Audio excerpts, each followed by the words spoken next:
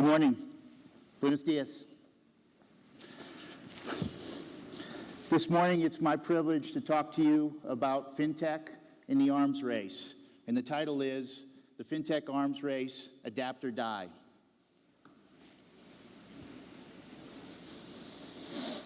Please allow me to speak English during this, porque mi español es muy pobre. So I'd like to start with just a definition. This definition comes from Webster. It's as good as any other definition.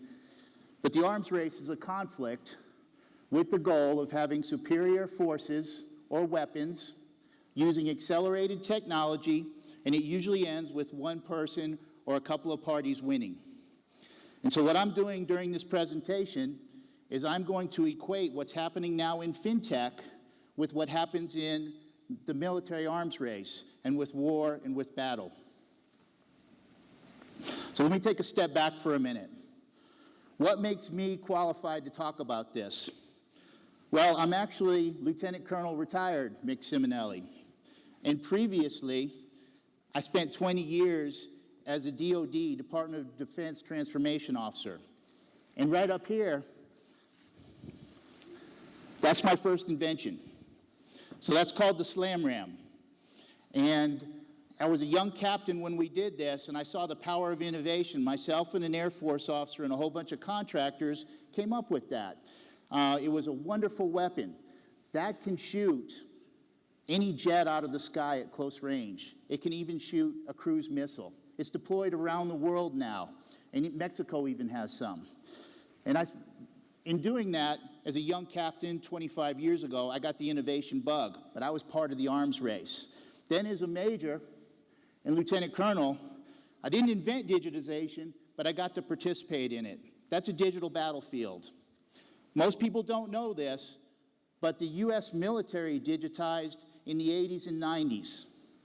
We were the first to digitize, and it gave us a superior technical advantage in war. It was amazing, and I'm going to tell a war story about that in a minute, but it was incredible. And lastly, when I got out of the military, I was fortunate to become the innovation officer for a large company, USAA. And while I was there, we had a bunch of amazing inventions in the digital world. In fact, while I was there, we had over 200 inventions. We set the record for inventions in the United States. We had more inventions, more confirmed patents than any other company, any other financial services company. And that's one of them there. The ability to take a picture of your check and deposit it. That came out of our program. Very useful. Billions with a B, billions of dollars of profit for the company. And now numerous banks use it. USAA and a couple other people own the patents. And every time it's used, banks save anywhere from 50 cents to $1 every time it's used, and it's everywhere. That was me then. I was hard. I could run 2 miles in 10 minutes. I could see great. I could think sharp.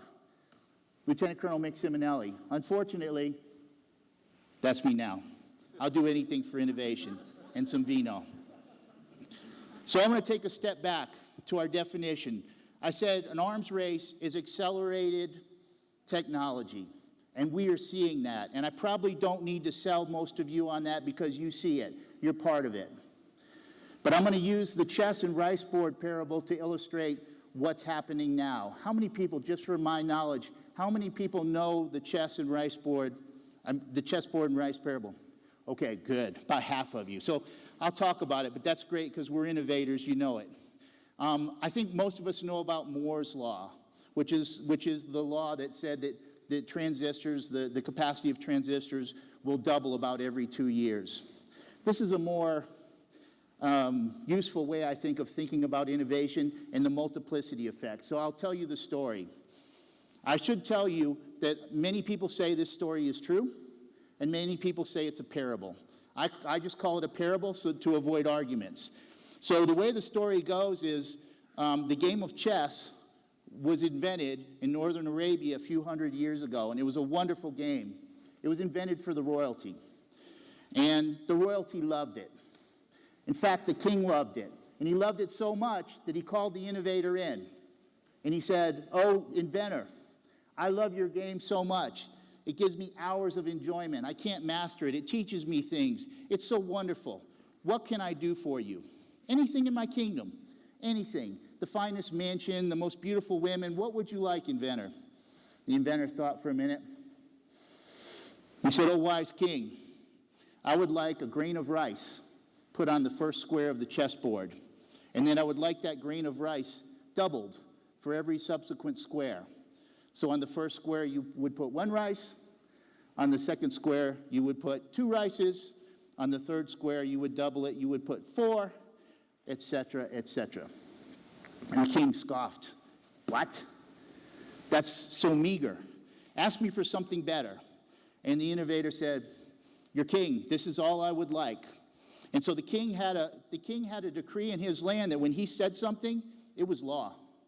And even he, after he said it, could not go back on it. So he called in his logisticians and he said, "I want to give this great inventor a grain of rice doubled on every checker of this board for all 64. So logisticians said, "Yes, yes, king, sure." So they brought in the rice. They started. As they got towards the end of the first half of the rice board, they were finding that it increased pretty dramatically, and they were having to go to the far reaches of the kingdom to get rice. By the time it got to the second half of the rice board, it had increased so much there was no rice left in the kingdom. Nothing. They couldn't finish it. They couldn't abide by the king's decree. And so there's 2 versions to this ending. One I really like, and you'll really like, and one I really don't like.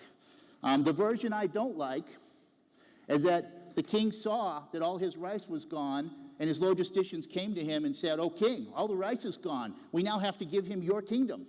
And the king said, "No way." They said, "Oh, king, but it's your decree." And he said, "I don't care. Bring me the inventor." They brought the innovator, and they lopped off his head, and the king went on. That is a bad ending for innovation.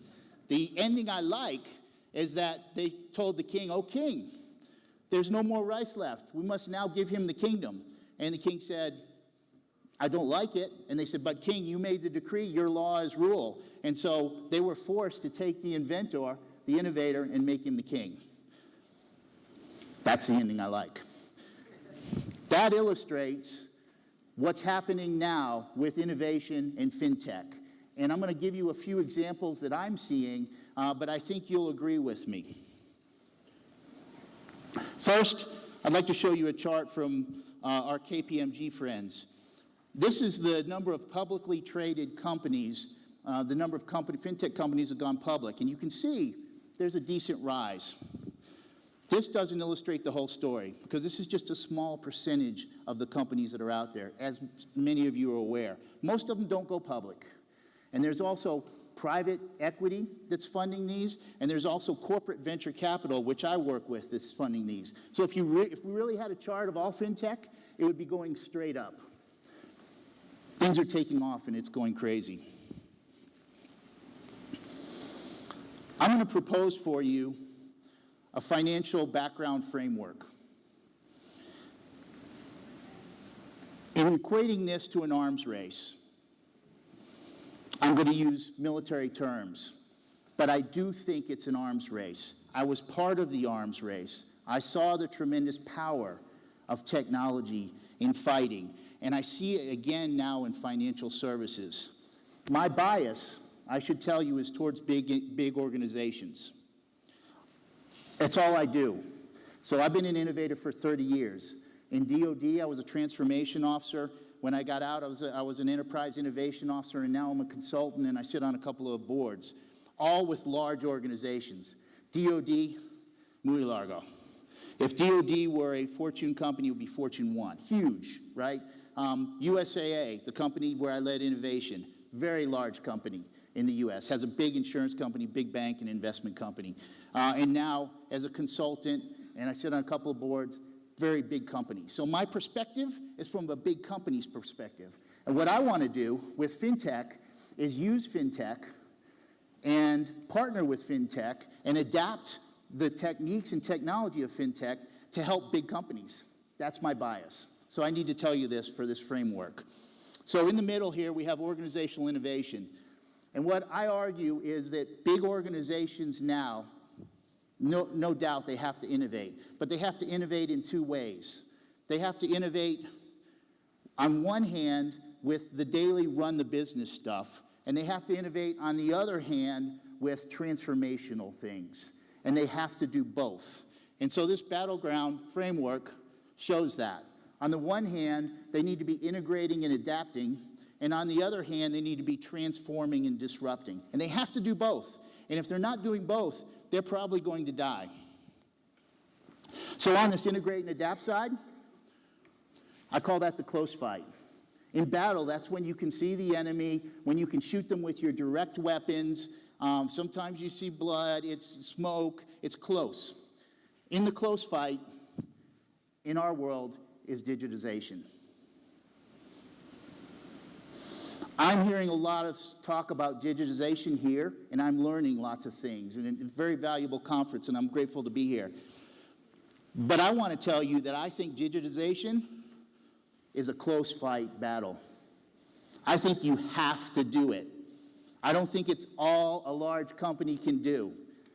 It's table stakes. And by table stakes, I mean you have to do it. You have to be doing it always. Everybody in your organization has to be doing it, and you have to do it in under a year. 3 months, 6 months, 9 months, 1 year. So that's digitization in the close fight. There's also a deep fight. And on the deep fight side, I have 5 things there. And you can see them. I believe a company has to be in these things also. And they're transformational. And you can, I'm going to talk a little bit about them, and you can argue with me about whether those are the right 5 things. And I wouldn't disagree with you. You could also argue, well, Mick, artificial intelligence and the Internet of Things and cybersecurity, they're all connected. It's one thing, and I wouldn't argue with you. But for the purposes of this brief, and from my perspective, large company perspective, these are the 5 things I'm seeing. And I walk the halls of a lot of companies, mostly in the U.S. So let's talk digitization. Quick war story. Digitization in the military meant dominance.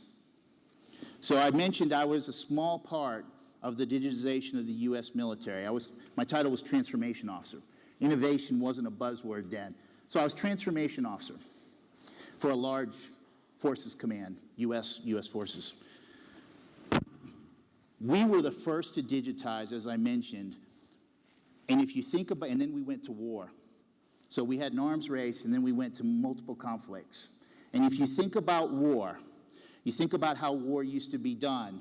War it's ugly, it's wrong, but it's analog. It used to be analog. You'd be on a radio, helmet on, trying to find out where your forces are, right?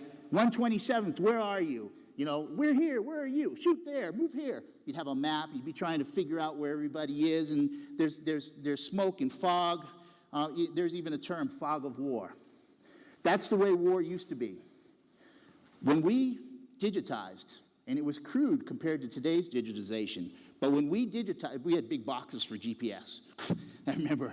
But when we digitized, the U.S. military was able to outmaneuver, outthink, and outmatch our opponents.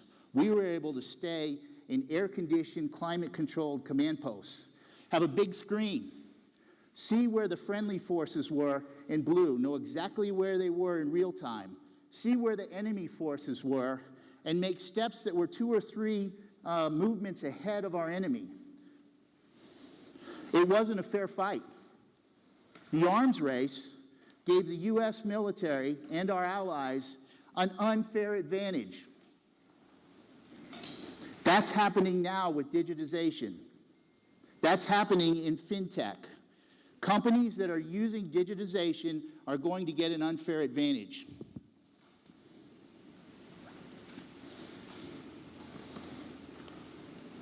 Then applying it to corporate America, as I went on to USAA, we had, bunches of major innovations that digitize and change the way things work.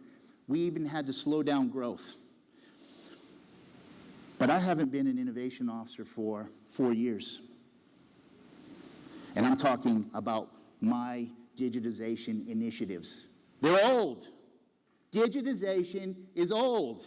It's table stakes. You have to be digital now. Your organization has to be digital now. If you're not, you're losing.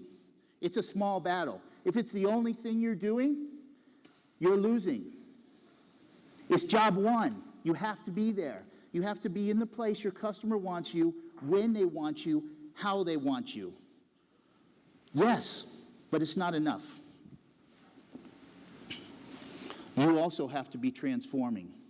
You have to be in these battlegrounds. And so these are the 5 areas that I think you need to be in, and I'm going to talk briefly about each one of these. Remember, I have a big company perspective. I'm not an expert on these. I work at the strategic level.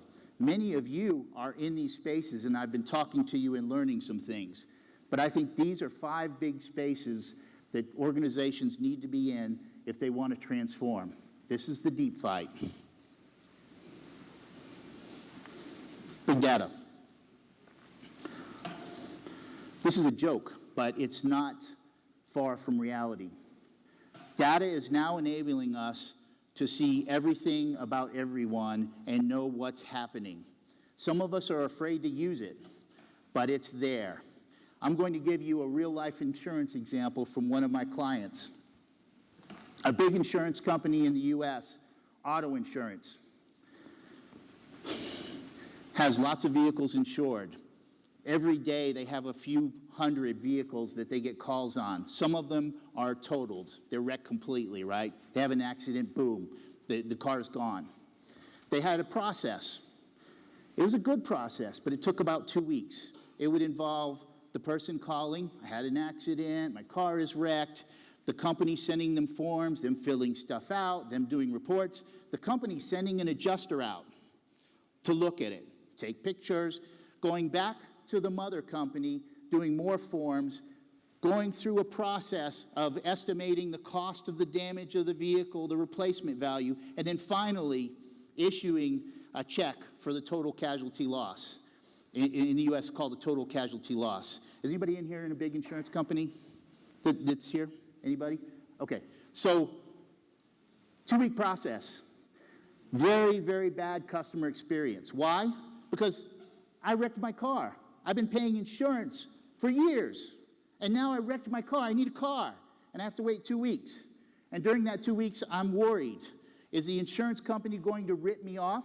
Are they going to give me all my money for my car? What am I doing now for a car? Do I get a rental car? How does it work? And in my mind, for 2 weeks, it works. It's a very bad customer experience. This company partnered with a Fintech organization that showed them how to use their data and other existing data, telematics data and car data and algorithms, to shorten the process from 2 weeks to 2 hours in a best case scenario. So they can find out the customer was in an accident, where it was, plug it into their algorithm, see what happened in really good situation, in 2 hours, have a check issued. Sometimes before that person even gets home, can even check their account. Now you went from a horrible experience to a wow experience. Now it's wow. I love this company. Yes, I paid my insurance bills, but they took care of me. That's what big data can do, and that's just one example. It's happening everywhere. Banks, insurance companies, investment firms cannot be scared to use it. It's there. I have my joke there about the hotel checking you out. That's not far from reality. In my personal life, I'm a small-time investor in tenant-occupied places, apartments, houses, and condos. They now have big data solutions that can predict the value of tenants to a place. They can immediately look at credit history, rental history, earnings power, social media profile, and they put it all together, and they can accurately predict whether somebody should rent a place or not. It's amazing. It's happening everywhere, not just fintech, but in our world, it's big. Blockchain. A lot of buzz about blockchain. Blockchain, quite simply, it streamlines the way multi-party transactions occur. And it's confusing, and it's been dominated by talk about cryptocurrency, but it's much more than that.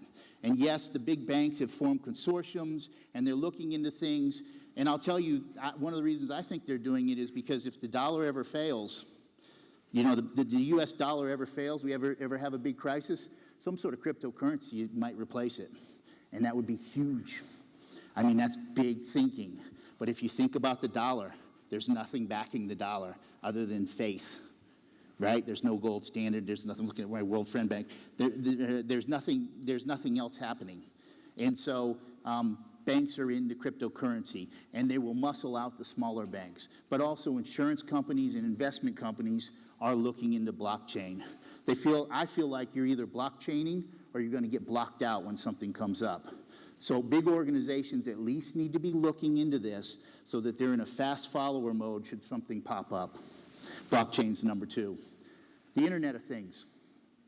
This is the third of the 5 battlegrounds that I'm talking about. This is true chessboard and rice parable. This is truly where the magnification of innovation has gone crazy. A few years ago, like I said, I've been innovating for 30 years. A few years ago, it didn't exist. Nada. There was no Internet of Things. It wasn't even in our imaginations. It wasn't there. And now there are more connected devices in the world right now than there are smartphones. Everything's getting connected. Everything. And so the Internet of Things is just crazy. And it's crazy in our world. I've got a picture up there of an autonomous vehicle.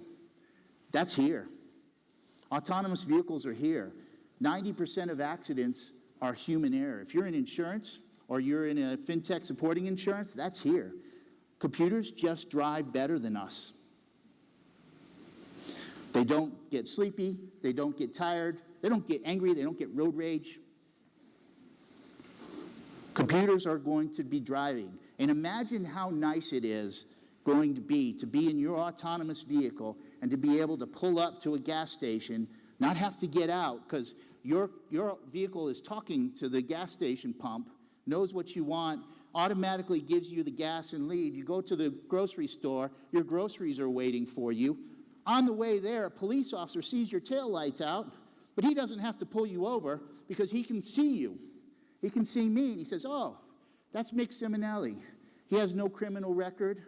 He's got a good driving history. I can see his age, et cetera, and he can either issue me a ticket then or let me go. Imagine how nice that is compared to now. The police officer pulls you over. You're in your car like this. Why? What's going on? The police officer's coming up to you with his gun going, is this a drug dealer? Who is this, right? And that stressful situation, and you might, if you're smart, you might have some way to get out of the ticket where you're saying, oh, officer, I wasn't speeding. All that stuff will be gone.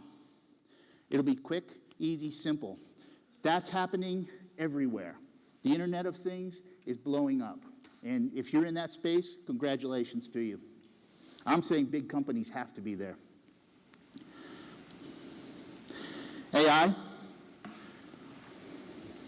There's a picture of Cortana there.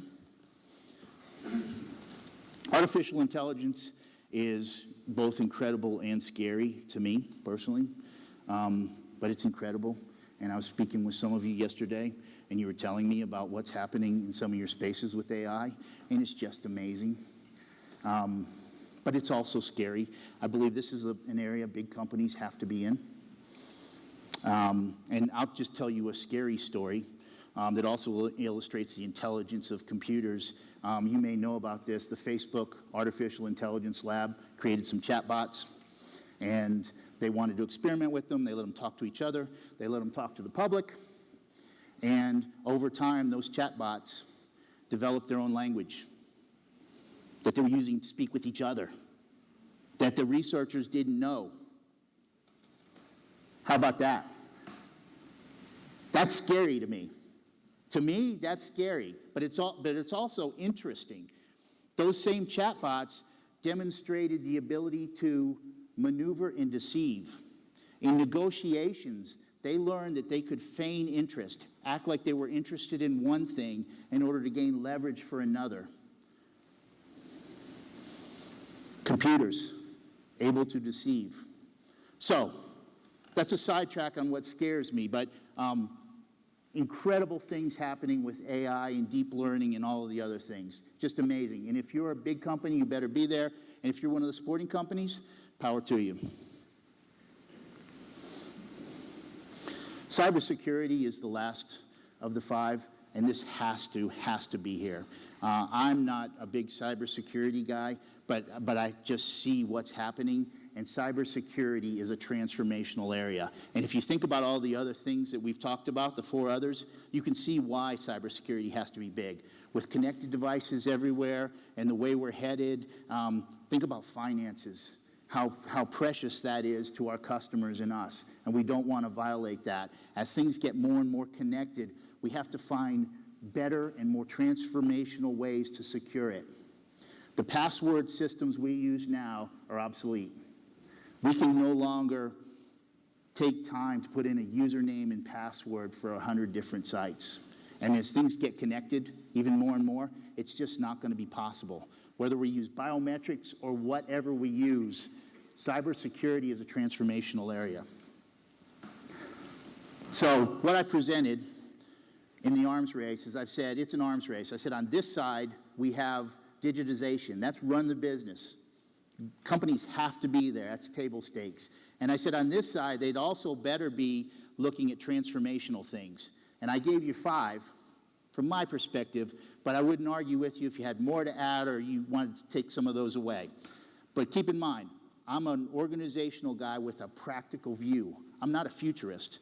That stuff is here now, and companies need to be there. Fintech is the battleground. It is an arms race where those who participate, who capitalize on both digitization and transformation are going to win. They're going to get market share. They're going to be the companies that grow. And companies that don't do this are going to be the ones that lose. If you remember back in the wars after the U.S. digitized, we all saw videos of the poor enemy, coming out in a truck in analog mode, thinking they were going to fight. And some helicopter was digitally tracking him and lasering him, and it wasn't a fair fight. They were blowing out of the water. That's happening in financial services now. You want to be the people that are in the helicopter, not the people that are on the ground in analog world. There's a famous U.S. general named General Patton from World War II that said the goal of war is to make the other poor bastard die for his country. And it's true. The goal of the FinTech arms race is to make the other company go out of business. So looking at our definition again, if we merely replace superior weapons and arms with superior products or services, you can see we're in a FinTech arms race. Lastly, in conclusion, this is not an appropriate strategy anymore for an organization. This is the turtle formation. It was great for hundreds of years. Get behind shields, hope they don't hit me. No longer a strategy. To succeed, you have to be in both areas, digitization and transformation. That concludes my talk. Thank you.